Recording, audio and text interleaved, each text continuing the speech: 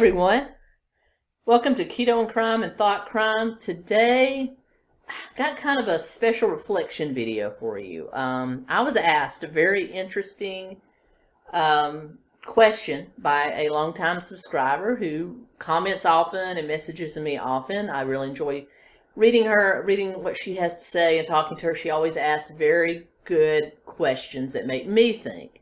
And so she asked me a pretty good question that I thought I would go ahead and try to answer for you guys. But before I get into that, I wanted to say thank you to my patrons and my channel members. Couldn't do this without you. You've been wonderful. Everyone's wonderful. I appreciate everybody on the channel. Please like, comment, share, subscribe.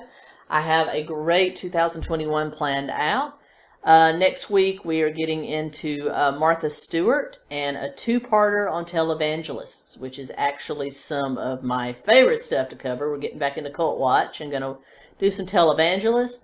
I hope you enjoy it. And then we've got more crimes and things coming up. I think you're really going to enjoy it. And how many times did I say you're really going to enjoy it? But anyway, with that being said, please like, comment, share, subscribe. If you'd like to join my Patreon, down below or up above. And with that, let's get into this very good question that I was asked.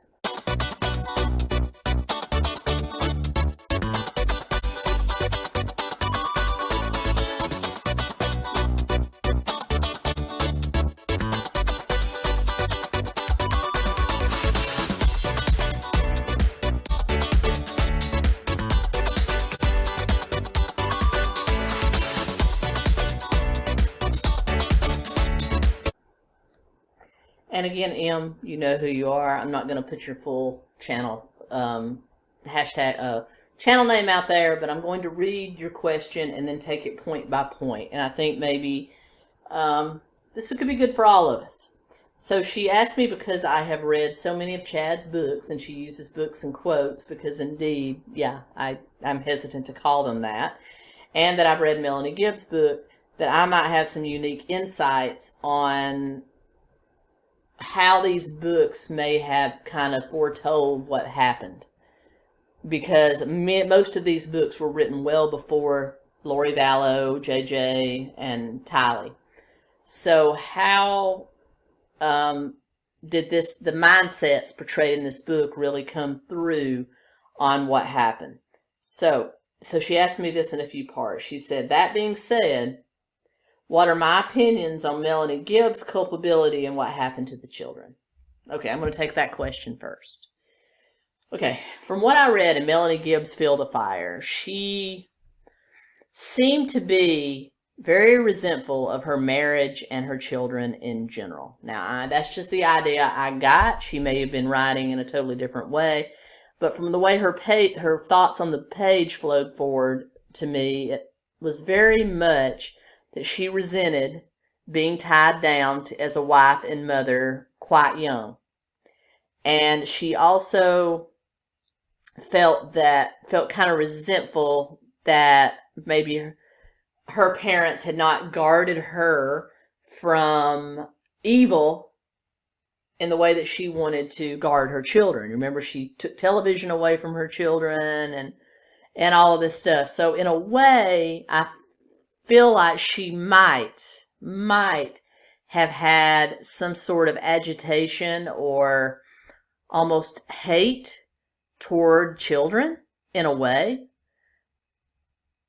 I don't use those words lightly, but just because everything that happened and what she wrote in this book, I believe that's why she was not as quick to go to the police when Chad and Lori were kind of going off the rails. Goodness knows she had plenty of opportunities. Do I think she was maliciously in on it? No. I think she did know that what was happening was wrong, but I think she was hesitant because she just didn't think about it. I think to her, children are kind of a net zero. And so why should she be concerned about them? Why should she really be concerned? So I think that fed into it, that she just didn't care. She was kind of apathetic, for lack of a better term, and only got involved when Lori used her as an excuse and a lie to get the heat off her. That's when she got concerned. Remember when she was concerned about 𝗠𝗏 using her as an excuse? You know, she took JJ to see Frozen 2. That's when she seemed to get concerned. And when they started attacking David Warwick's, you know, ability to preach and his heart and his faith, that's when she got concerned. It wasn't really a concern for the children so much, because she even admitted in court that her and 𝗙lie didn't care for each other.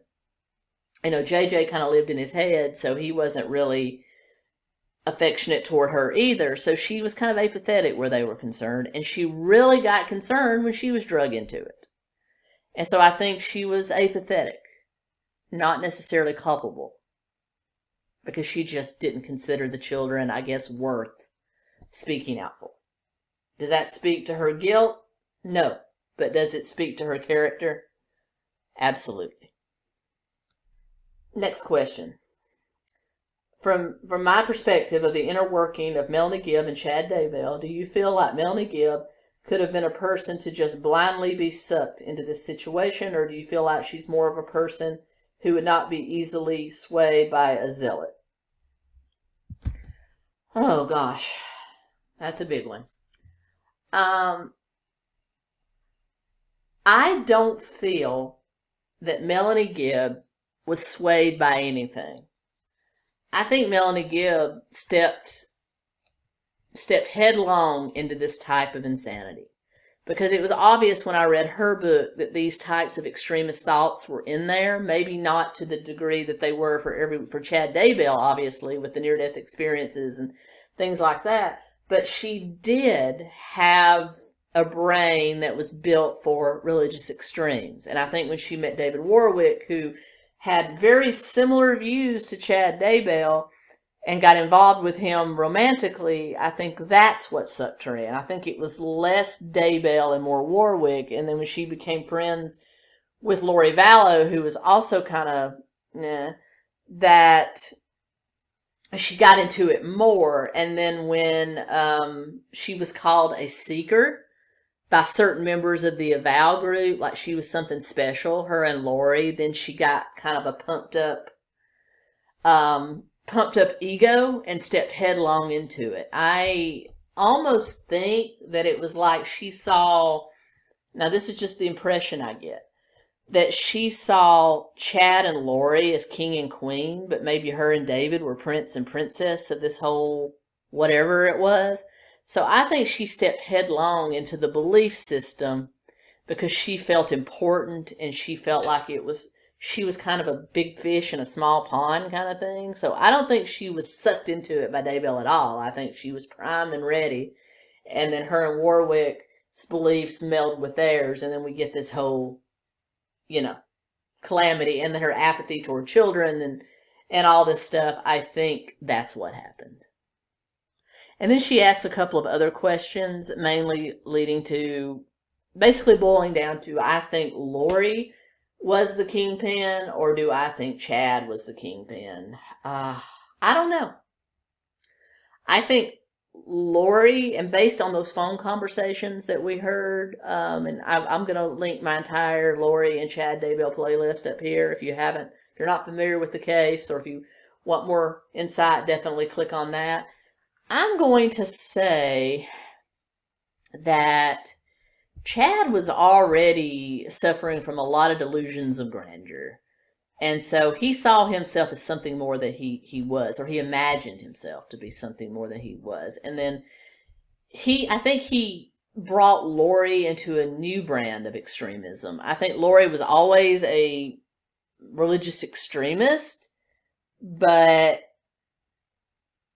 maybe she became more doomsday oriented when she met Chad. Now, I think he got her into this and kind of beefed up her ego and fed into the fact that she was going to be queen somewhere, and they had known each other in a different life. And then Jason Mao sealed them, and Jason Mao started calling her and Melanie seekers. And then she just got pumped up by that, and then she started believing it. And I think Chad has a tendency to, even though he has a very defined view of women, and that they are subjective to men, or should be submissive to men, I think he is, to me, that's the hallmark of a weak man. Men who think that women should be submissive to them are often weak, in my opinion. They've either been damaged by, have been hurt by a woman, or they just generally don't like women, or they have to make someone else feel lower to pump themselves up. So I think that's a sign of weakness. And, to me, a real man, I listen to Dave Ramsey. To me, Dave Ramsey is one of the best. He said it best. He said he's only heard a man use the term that a woman should submit to a man when they're using it as a weapon. And he is one of the most conservative Christians around. Even in his view, he doesn't believe it's like that a man should domineer over a woman. It's a partnership. And if you have a real partnership, then each person kind of migrates into their appointed roles, and there's harmony. He said he's only heard that scripture used as an excuse when it's being weaponized. And I think that's the case with Chad Daybell. I think he tried to make women submissive, but he believed women should be submissive, but in his own life, he was only drawn to strong women. Tammy strikes me as a very strong woman. She ran their entire business. She basically made their living the majority of her life. So I think he had an affinity to being attracted to a strong woman, but didn't know how to handle a strong woman. And so ended up being kind of a cuck. I hate that word, but that's what he was. And Lori, from that phone call where they were, talking about the police being on the property, he was very subdued to her. I think he wanted to please her. And in the end, because of Chad Daybell kind of being a simp, again, another word I don't like, but it fits here, Lori was ultimately the one in charge. So I believe Lori could have saved her children. Absolutely, she could have saved her children. She didn't want them. They were in her way. She said that many times. They were in the way of her ultimate plan, which was to become heavenly royalty, I suppose. So, if I had to name a kingpin, by logical elimination of sequence, I'm going to have to say Lori was the kingpin of this. If you agree, let me know. If you disagree, let me know. And then she asked me of my general opinion of Chad's mental state and how the books may have revealed a deeper evil. I don't ever want to comment on somebody's mental state because I don't know. But I think his writings show textbook narcissist. I believe that he wrote himself into several of the characters. I think Tad in this book, and maybe the former military guy in the first series that, was kind of an anti-hero. I believe that was supposedly Chad there too. That's just the impression that I get. So I believe in his mind, he was much more of an important person than he actually was. When in reality, he was a sexton, gravedigger, and owned a publishing house that failed. That's what happened. He wanted to make himself more than he actually was. And so the way that he could be kind of king of the mountain was in this whole avow fringe Mormon group, where he became kind of their voice. And he did become, just like Lori and Melanie, that big fish in that small pond. And I think that if we can look back, I can't say that murder was coursing through his veins way back when he started his publishing company and started writing. I can say that a fascination with the afterlife and with death and with burial was part of it. Now, when I was young, I wanted to be a mortician, and one of my favorite channels here on YouTube is Ask a Mortician. If you haven't seen her, check her out, Ask a Mortician. She's somebody like me that has an interest in death and the afterlife and things like that. If there is an afterlife, she's one of those people that has a curiosity about what happens to the body when it dies. So I used to want to be a mortician. I think some of that is very healthy. It's a very healthy curiosity, but I think with Chad, because he had such extreme religious beliefs, that it kind of melded together into this macabre fantasy that he really believed, I believe he believed he was some kind of prophet and that Lori was a seeker. And then when her tendencies kind of came out, she manipulated him into getting rid of her kids and stuff like that. So do I believe he had murder coursing through his veins when he wrote those books? No, but he had an interest in death and stuff like that that was easily twisted by a stronger personality than he had. And I think that's what happened. So yes, I think these books are definitely paint him as a narcissist and somebody with an unhealthy obsession. Melanie was definitely, I think, an apath. She's definitely doesn't have a whole lot of empathy or sympathy for people. That came through in her writings. And you combine her with somebody like David Warwick, all gloves are off. So I would have, I mean, look, they were even threatening to, they had people killed. I mean, come on, people. I mean, I know I'm the one that rails against cases having all this publicity, but this one really ticks me off. Everybody involved in this has some culpability when it comes to what happened to JJ and 𝗙lie. Everybody from the 𝗂𝗂𝗀𝗃𝗃 to Alex Cox to all of them, to 𝗬𝗏𝗻 Pastanenys, they all have some degree of culpability when it comes to these two children being murdered. Because they did nothing, or they didn't care, or they were in on it. That's what happened. And these books, the ones that have written books, which is a very unhealthy amount of people in this group have written books, it's very evident to me that every single one of them that wrote books, Melanie Gibb, Chad Daybell, Jason Mao, that was in this death cult, wrote books that made themselves out to be more than they are. So they all had narcissistic tendencies.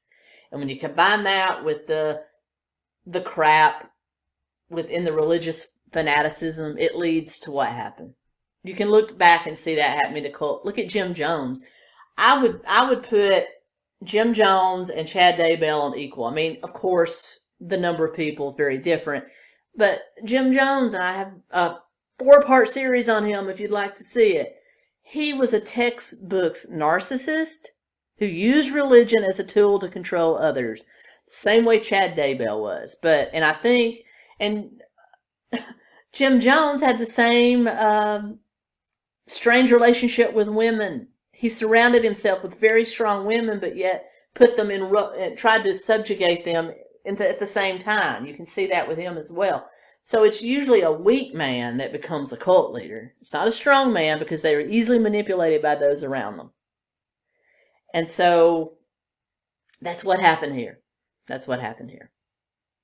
And that's the answer to your question, my dear friend.